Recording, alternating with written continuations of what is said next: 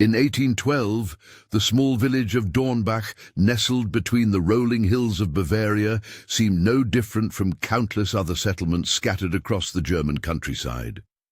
The cobblestone streets wound between timber-framed houses whose thatched roofs had weathered decades of harsh winters. Smoke rose from chimneys in thin grey columns that disappeared into the perpetually overcast sky. Children played in courtyards while their mothers hung laundry on lines stretched between wooden posts.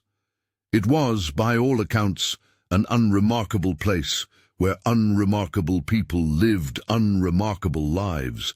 But in the autumn of that year, something happened in Dornbach that would forever change how the villagers understood the stories they told their children at bedtime.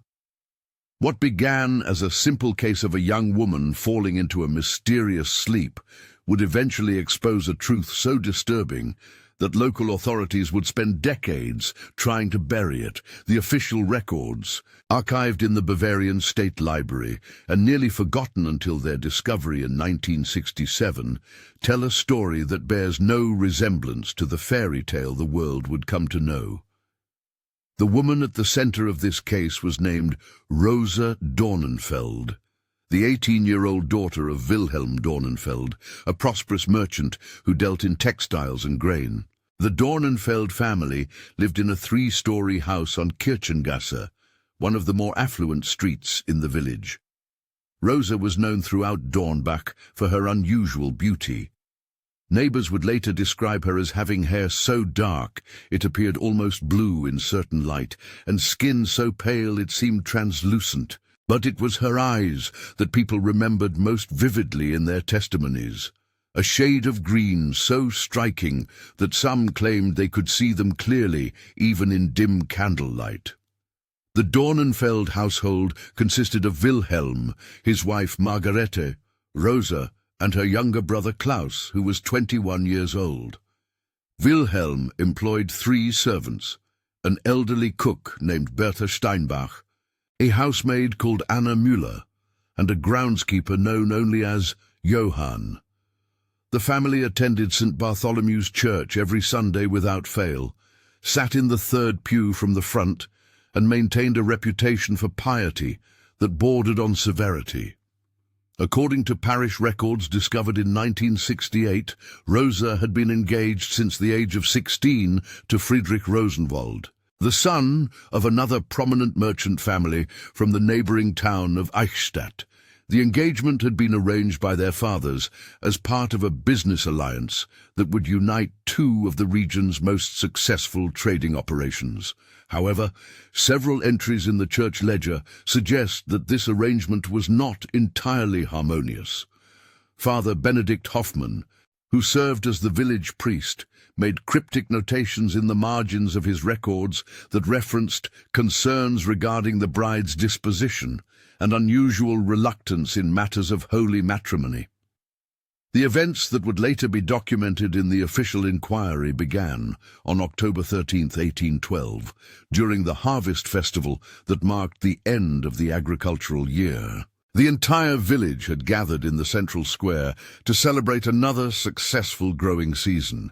Wooden tables groaned under the weight of roasted meats, fresh bread, wheels of cheese, and earthenware jugs filled with local wine.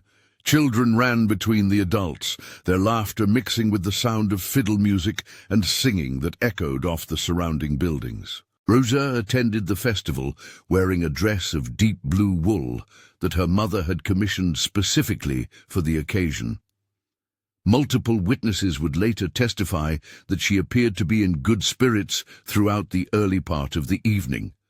She danced with several young men from the village, shared meals with friends, and participated in the traditional harvest songs that marked the celebration.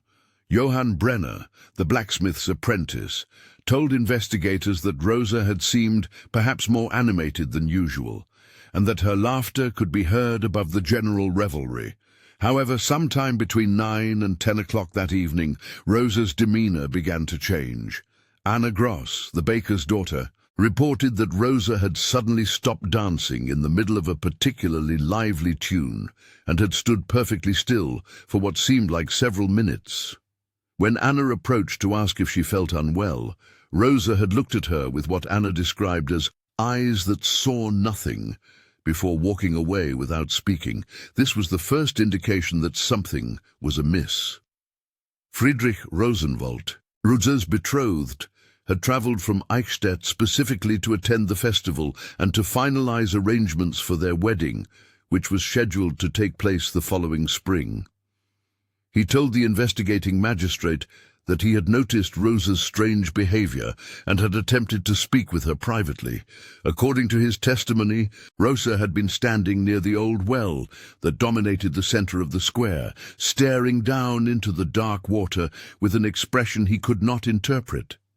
When he called her name, she had turned to look at him but had given no sign of recognition. "She appeared to be looking through me rather than at me," Friedrich stated in his deposition. "When I reached out to touch her hand, she recoiled as if I had struck her. She spoke only one word before walking away, and that word was sleep." Wilhelm Dornenfeld found his daughter sitting alone in the family carriage that had brought them to the festival.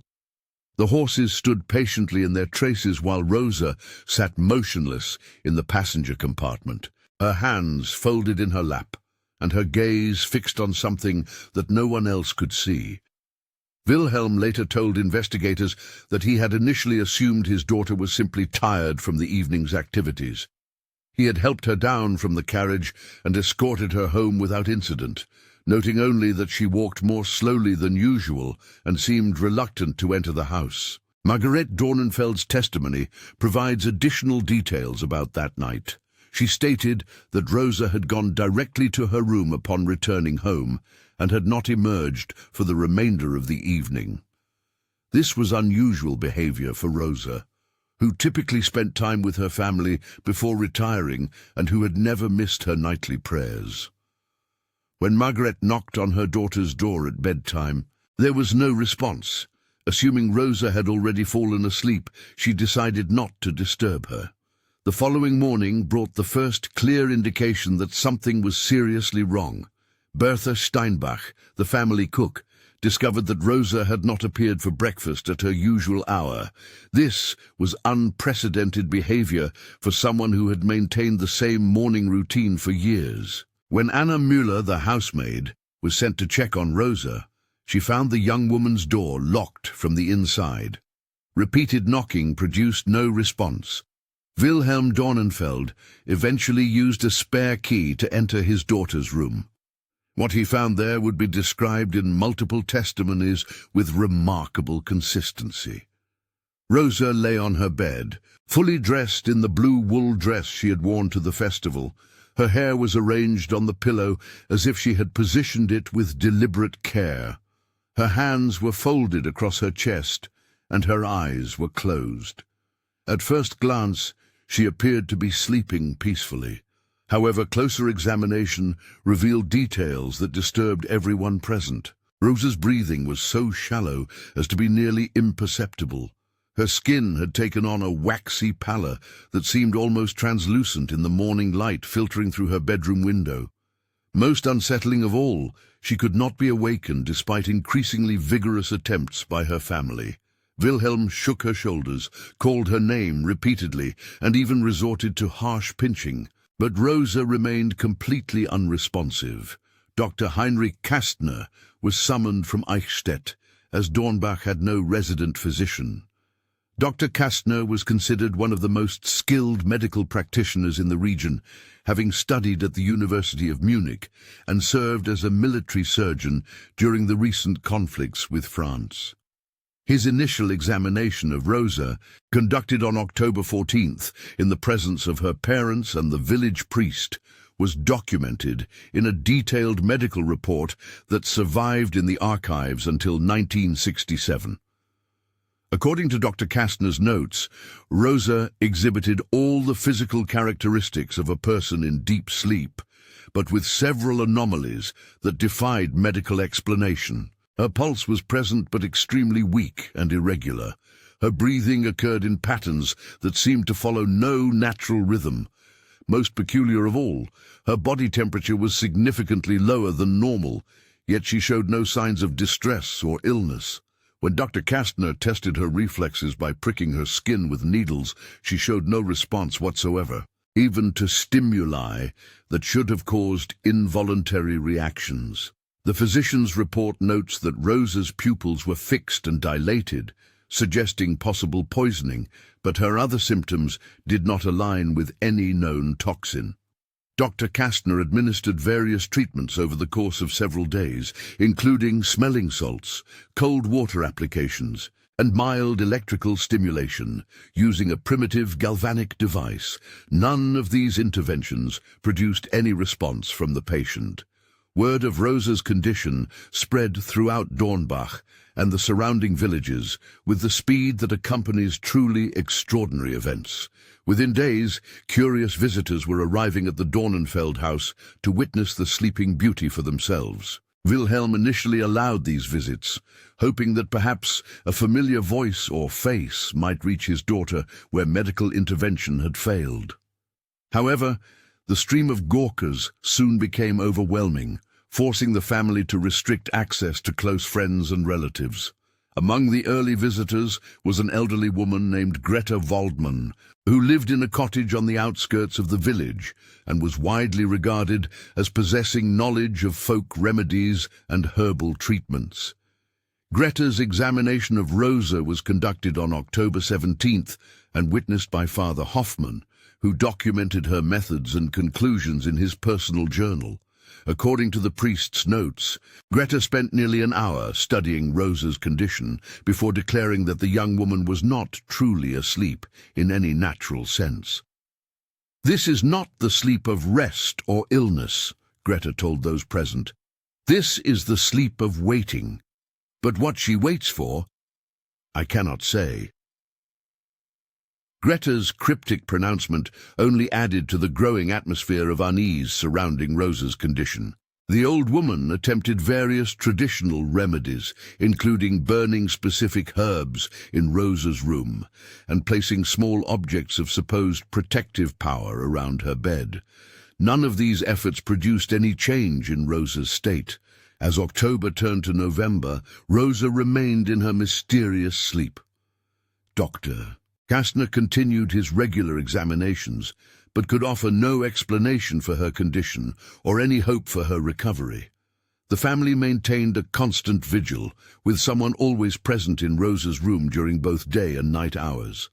Anna Müller, the housemaid, volunteered to take the majority of the overnight watches, stating that she felt a responsibility to watch over her young mistress. It was during one of these nighttime vigils that Anna first reported hearing what she described as whispered conversations coming from Rosa's room.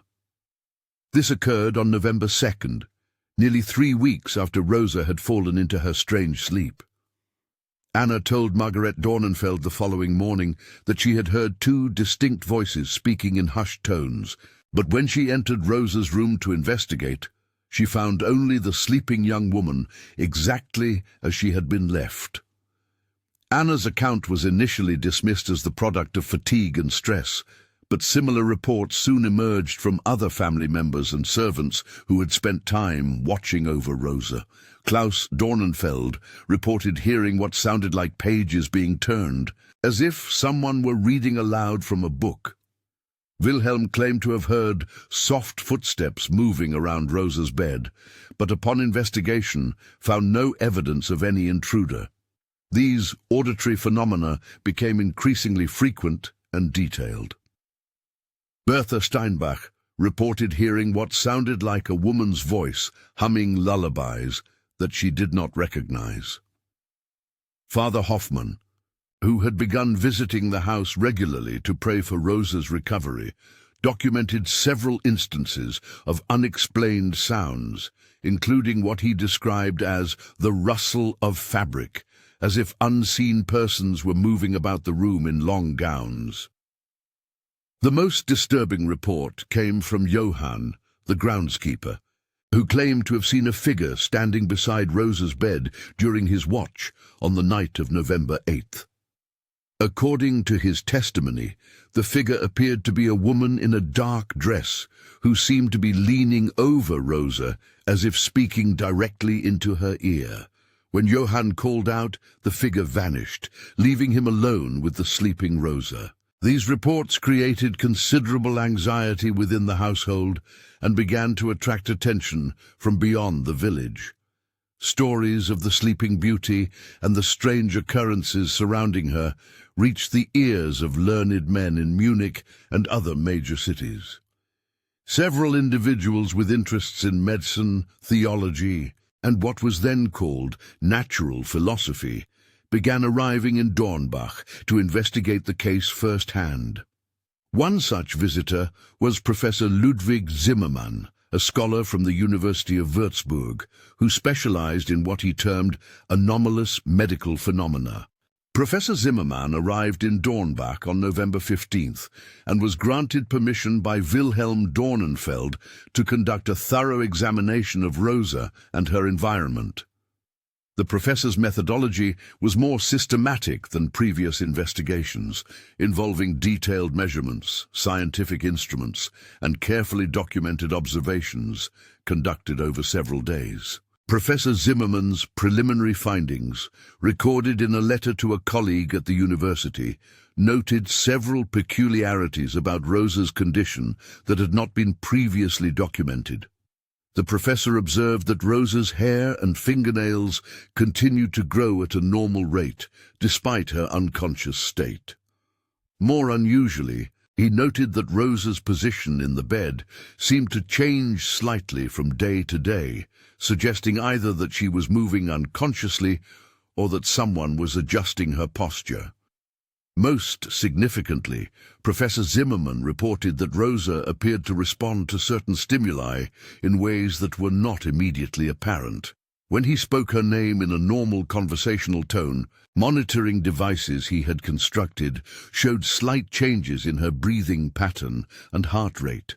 However, these responses did not occur when other names were spoken or when loud noises were made in her vicinity. The professor's investigation was interrupted on November 20th by an event that would fundamentally alter the nature of the case. Anna Müller was conducting her usual nighttime watch when she observed Rosa's eyes opening for the first time since she had fallen into her mysterious sleep. According to Anna's detailed testimony, Rosa's eyes opened slowly and remained fixed on a point somewhere above and to the right of her bed, as if she were looking at someone standing in that location. Anna immediately alerted the rest of the household, and within minutes, Wilhelm, Margarete, Klaus, and Professor Zimmermann had gathered in Rosa's room. All witnesses confirmed that Rosa's eyes were indeed open, and that she appeared to be tracking some form of movement that none of them could perceive. However, Rosa gave no other signs of consciousness. She did not respond to questions, did not react to touch, and made no voluntary movements. Professor Zimmermann attempted to determine what Rosa might be observing by positioning himself at various points around her bed and watching for changes in her gaze.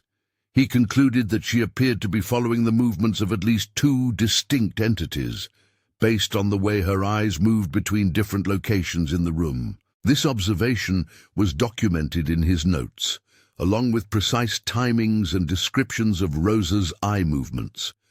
After approximately 30 minutes, Rosa's eyes closed again, and she returned to her previous state of apparent deep sleep.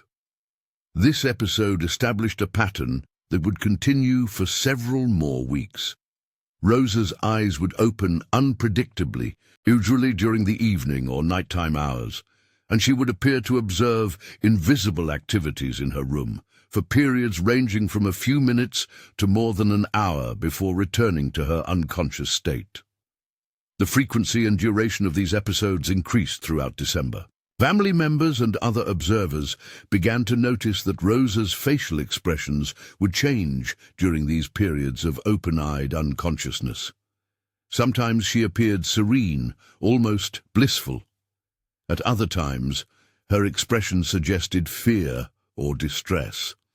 On several occasions, witnesses reported seeing tears flowing from her open eyes, though she remained completely unresponsive to attempts at communication. Dr. Kastner, who had continued his regular examinations throughout this period, noted in his records that Rosa's physical condition remained stable, but showed no signs of improvement. Her weight had decreased significantly, though she was being fed liquid nourishment through a tube that Dr. Kastner had inserted. Her muscle tone was deteriorating, despite daily massage treatments administered by Anna Müller under the physician's supervision. As winter deepened, the strain on the Dornenfeld family became increasingly apparent. Wilhelm's business began to suffer as he devoted more and more time to his daughter's care. Margaret rarely left the house, spending most of her days sitting beside Rosa's bed and speaking to her unconscious daughter in hopes of reaching her. Klaus had taken over many of his father's business responsibilities, but the additional workload and the stress of his sister's condition were taking a visible toll on his health. The situation became even more complicated when Friedrich Rosenwald began pressing for clarity regarding his engagement to Rosa. Friedrich's father, Heinrich Rosenwald, arrived in Dornbach on December 10th to discuss the matter with Wilhelm Dornenfeld. According to notes found among Wilhelm's personal papers, Heinrich Rosenwald expressed sympathy for the family's situation, but made it clear that the arranged marriage could not proceed while Rosa remained in her current condition. This meeting resulted in considerable tension between the two families, as Wilhelm interpreted Heinrich's position as an abandonment of Rosa during her time of greatest need. The engagement was officially dissolved on December 15, 1812, though this information was not widely shared within the village. The loss of the planned marriage alliance dealt a severe blow to Wilhelm's financial prospects and added another layer of stress to an already overwhelming situation. Meanwhile, Professor Zimmermann's investigation had begun to focus on the possibility that Rosa's condition might be related to her psychological state, rather than any physical ailment. The professor had interviewed numerous residents of Dornbach about Rosa's behavior and emotional state in the weeks and months leading up to her mysterious sleep. These conversations revealed details about Rosa's life that had not been previously considered relevant to her medical condition. Several villagers reported that Rosa had seemed increasingly withdrawn and anxious throughout the summer of 1812. Martha Kellner, who had been Rosa's closest friend since childhood, told Professor Zimmermann that Rosa had confided serious concerns about her upcoming marriage to Friedrich Rosenwald. According to Martha, Rosa had expressed fear about leaving her family home and moving to Eichstätt. But more troubling were her comments about Friedrich himself. Martha's testimony, recorded in Professor Zimmermann's notes, suggested that Rosa found Friedrich's manner toward her increasingly disturbing as their wedding approached. During their few chaperoned meetings, Friedrich had allegedly made comments about Rosa's appearance and future domestic duties that she found deeply unsettling. Martha reported that Rosa had described feeling as though she were being examined like livestock during these encounters. More significantly, Martha revealed that Rosa had confided a specific incident that had occurred during Friedrich's visit to Dornbach in late September.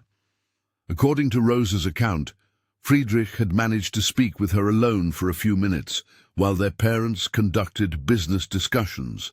During this brief private conversation, Friedrich had made explicit statements about his expectations for their marriage that had frightened Rosa considerably.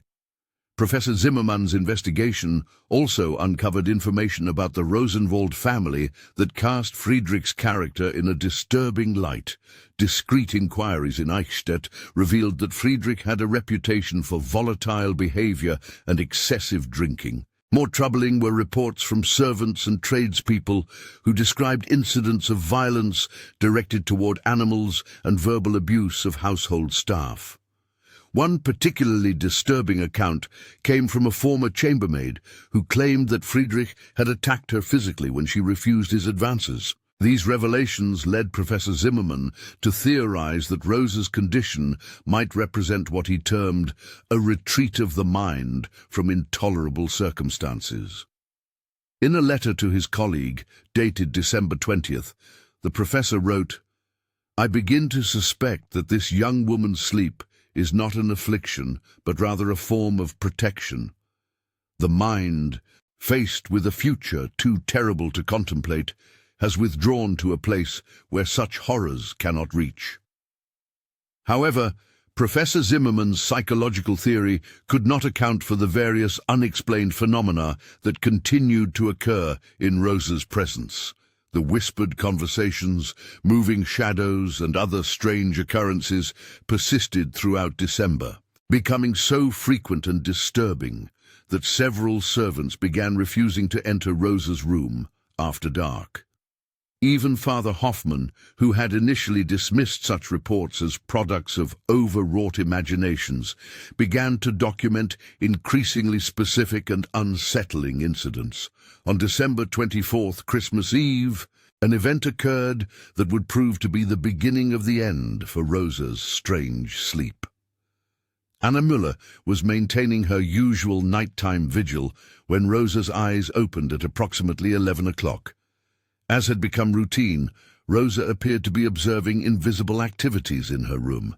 However, on this occasion, Rosa began to speak. Anna later testified that Rosa's voice was barely above a whisper, but her words were clearly audible in the silent room. Rosa appeared to be responding to questions that only she could hear, but her answers provided disturbing insights into her mental state. Anna recorded several of Rosa's statements, including, "I cannot go with you, the dress is too heavy, and Mother will be alone." Most unsettling was a longer statement that Anna transcribed exactly as she heard it. "He waits in the darkness beyond the door, and his eyes are hungry. But here in the sleep, he cannot reach me. Here in the sleep, I am safe." Anna immediately summoned other family members, but by the time they arrived, Rosa had returned to her usual unconscious state. However, her Christmas Eve utterances had been witnessed and documented, providing the first direct insight into Rosa's mental state during her mysterious sleep. Professor Zimmermann found these statements particularly significant, as they seemed to support his theory that Rosa's condition was primarily psychological rather than medical. The new year brought additional changes to Rosa's condition. She began experiencing what Dr. Kastner described as episodes of physical distress, during which her breathing would become rapid and shallow. Her body would tremble, and perspiration would appear on her forehead despite the cold winter weather. These episodes typically occurred during the early morning hours and would last for periods ranging from a few minutes to more than an hour. During one such episode on January 7th, 1813, Rosa spoke again. Klaus Dornenfeld was present and documented her words, which included references to thorns that pierce the heart and a garden where nothing grows but sorrow. Most significantly, Rosa spoke the name Friedrich several times, each occurrence accompanied by visible signs of distress, including increased breathing rate and what appeared to be involuntary trembling.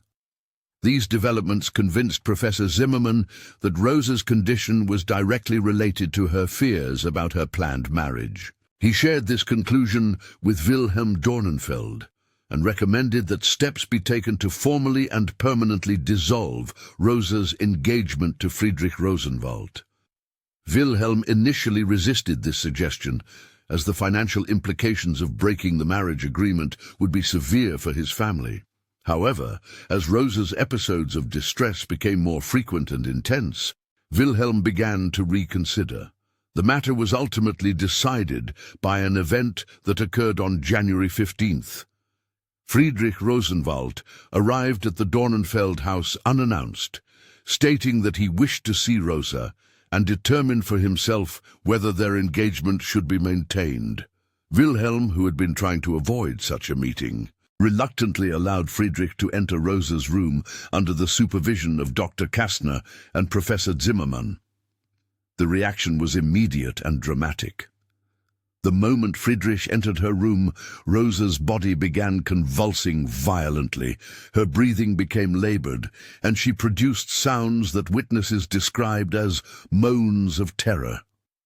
Dr. Kastner immediately ordered Friedrich to leave the room, but Rosa's distress continued for more than an hour after his departure. This incident convinced even Wilhelm that the engagement had to be formally and permanently ended. Papers formally dissolving the engagement between Rosa Dornenfeld and Friedrich Rosenwald were signed on January 20th, 1813. The documents were witnessed by Father Hoffmann and filed with the appropriate authorities in both Dornbach and Eichstätt. However, Rosa showed no immediate improvement following this resolution. She remained in her mysterious sleep, though the episodes of physical distress became somewhat less frequent and severe. Professor Zimmermann continued his observations and interviews throughout February, gradually assembling a more complete picture of Rosa's psychological state and the circumstances that had led to her condition. His findings revealed a pattern of increasing pressure and fear that had built up over many months, culminating in Rosa's retreat into unconsciousness as her wedding date approached. The professor's final report, completed in March of 1813, concluded that Rosa's condition was the result of what he termed severe psychological trauma, induced by the prospect of forced marriage to an unsuitable and potentially dangerous individual. He recommended continued observation and gradual attempts to communicate with Rosa while she was in her conscious periods, with the goal of eventually convincing her that the threat she feared no longer existed. However, before Professor Zimmermann's recommended treatment could be fully implemented, Rosa's condition underwent another significant change. On March 10th, she began experiencing periods of what appeared to be normal sleep interspersed with her usual unconscious state. During these periods of natural sleep, she could be awakened with gentle stimulation and would respond to simple questions and requests. These breakthrough moments were initially brief, lasting only a few minutes at a time. Rosa would awaken confused and disoriented, showing no memory of the months she had spent in her mysterious sleep. She would ask for water, request specific foods, and express concern about missing her daily responsibilities. However, she would quickly return to her unconscious state, often in the middle of conversations or activities. Dr. Kastner documented these periods of partial awakening with careful attention to timing and circumstances. He noted that Rosa seemed most likely to experience natural sleep during the afternoon hours, and that her periods of consciousness tended to be longer when familiar people were present in her room. Margarete Dornenfeld proved particularly effective at communicating with her daughter during these brief awakenings. The gradual return of Rosa's consciousness was encouraging, but it also revealed the psychological damage that her ordeal had caused. During her conscious moments, Rosa displayed extreme anxiety about her surroundings and repeatedly asked about Friedrich Rosenwald. When assured that the engagement had been permanently dissolved, she would show visible relief, but this information seemed to fade from her memory each time she returned to unconsciousness. By April, Rosa was experiencing several hours of natural consciousness each day, though these periods were still interrupted by returns to her mysterious sleep. Professor Zimmermann used these opportunities to speak with Rosa about her experiences, hoping to understand what she had perceived during her months of unconsciousness. Rosa's accounts were fragmentary and often confusing, but they provided insight into her psychological state during the ordeal. Rosa described experiencing vivid dreams or visions during her sleep, many of which involved scenarios related to her fears about marriage and her future. She spoke of recurring dreams in which she was trapped in a garden, surrounded by thorn bushes that prevented her escape. In these dreams, Friedrich Rosenwald appeared as a figure who pursued her through the thorny maze, always getting closer but never quite reaching her. More disturbing were Rosa's descriptions of feeling watched and spoken to during her unconscious periods. She reported hearing conversations that seemed to occur around her bed, but when she tried to respond or open her eyes, she found herself unable to move or speak. According to Rosa, these conversations often involve people discussing her condition and debating what should be done with her. But the voices were not always those of her family members or caregivers. Rosa's accounts of auditory experiences during her sleep aligned remarkably with the reports of family members and servants who had described hearing unexplained voices and sounds in her room. This correlation suggested that Rosa had maintained some level of awareness during her unconscious periods, even though she had been unable to respond to external stimuli. The full return of Rosa's consciousness was a gradual process that continued throughout the spring and summer of 1813. By June, she was awake for most of each day, though she continued to experience periods of what appeared to be normal sleep, rather than her previous mysterious unconsciousness. Dr. Kastner pronounced her physically recovered by July, though he noted that she remained psychologically fragile and prone to episodes of anxiety. The experience had clearly changed Rosa in fundamental ways. She was more withdrawn and cautious than she had been before her mysterious sleep, and she displayed an acute sensitivity to situations that reminded her of her ordeal. She refused to discuss marriage or courtship and became visibly distressed when these topics were raised by others. Her parents eventually accepted that Rosa would likely remain unmarried, a decision that was unusual for a young woman of her social position, but was considered preferable to risking a return of her mysterious condition. Rosa's recovery also coincided with the resolution of several practical problems that her condition had created for the family. Wilhelm was able to gradually rebuild his business relationships and restore his financial position, though the medical expenses and lost income from the previous year had taken a significant toll on the family's resources. The engagement settlement with the Rosenwald family was concluded without further legal complications, though the relationship between the two merchant families remained permanently strained. Professor Zimmermann completed his documentation of the case in August of 1813 and returned to his position at the University of Würzburg. His detailed notes and conclusions were filed with university archives, where they remained largely unknown until their rediscovery by researchers in 1967. The professor's final assessment of Rosa's case emphasized the importance of psychological factors in what had initially appeared to be a purely medical mystery. However, the strange phenomena that had accompanied Rosa's mysterious sleep were never adequately explained. The unexplained voices, moving shadows, and other unusual occurrences ceased completely once Rosa's consciousness returned, leading some observers to theorize that these events had been products of the household's collective stress and anxiety. Others maintained that something genuinely supernatural had been involved, though no evidence could be found to support such theories.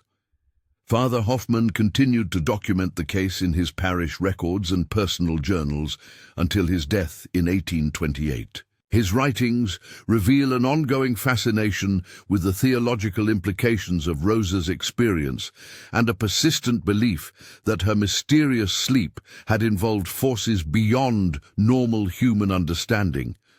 However, the priest's later writings also showed increasing acceptance of Professor Zimmermann's psychological explanation for Rosa's condition.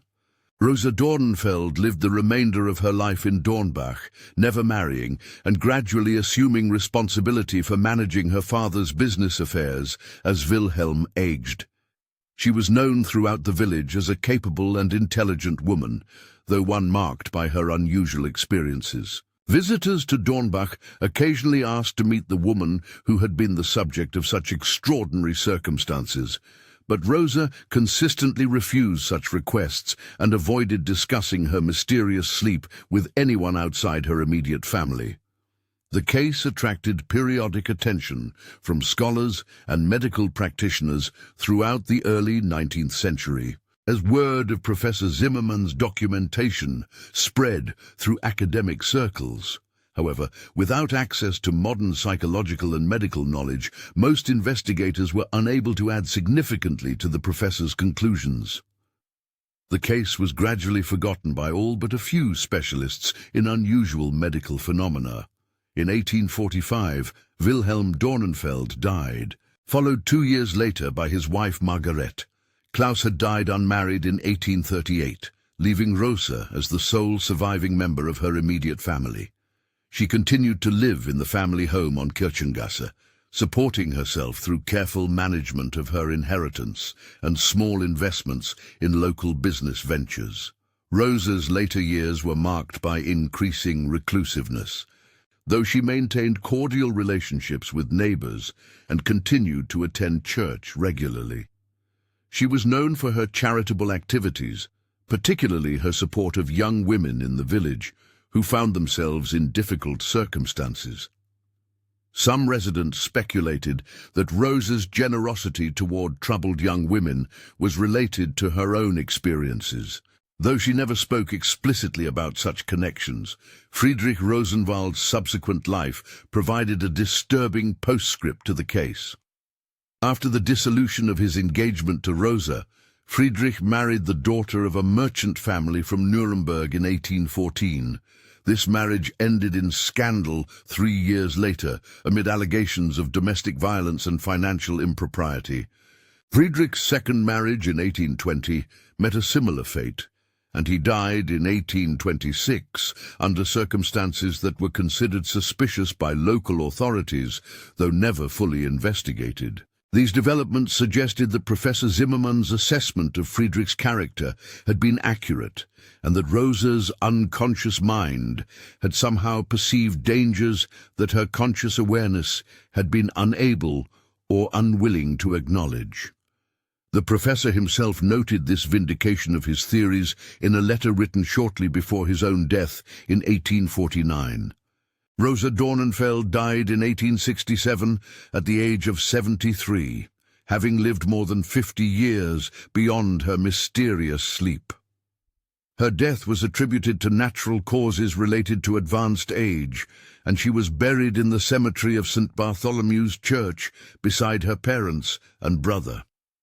The house on Kirchengasse was sold to another family, and most of Rosa's personal possessions were distributed among local charities according to her will.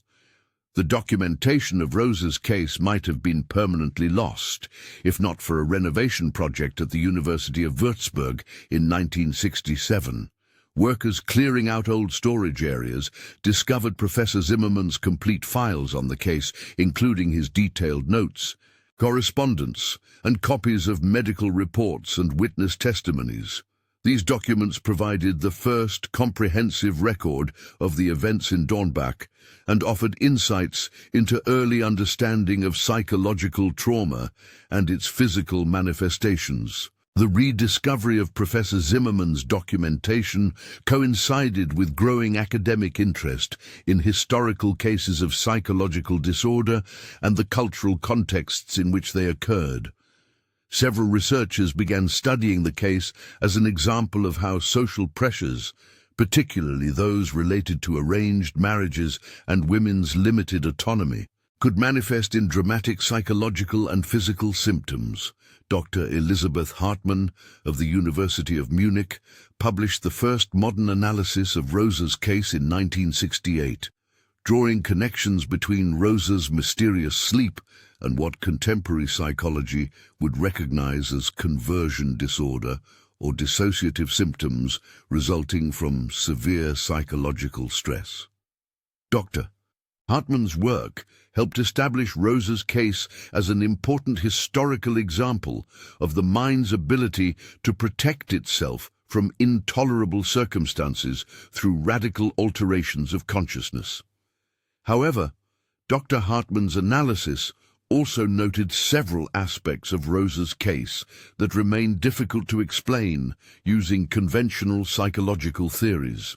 The apparent responsiveness to specific stimuli during her unconscious periods, the precise timing of her episodes of distress, and the gradual rather than sudden return of her consciousness suggested a level of psychological sophistication that challenged simple explanations of her condition as mere hysteria or attention-seeking behavior.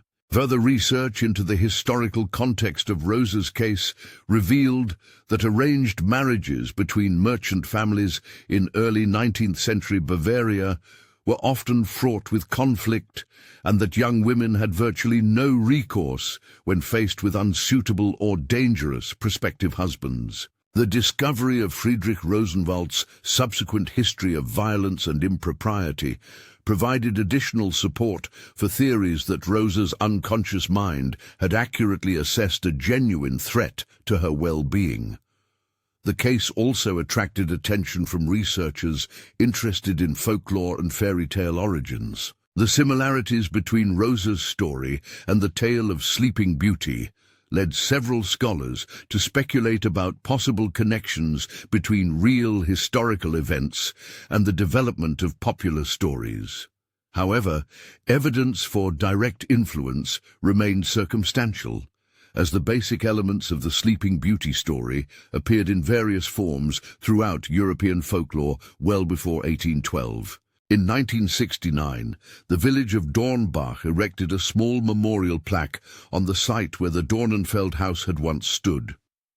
The plaque acknowledged Rosa's story as an important part of local history while respecting the privacy and dignity of her memory. The memorial sparked renewed interest in the case, leading to additional research and the publication of several popular accounts of Rosa's mysterious sleep.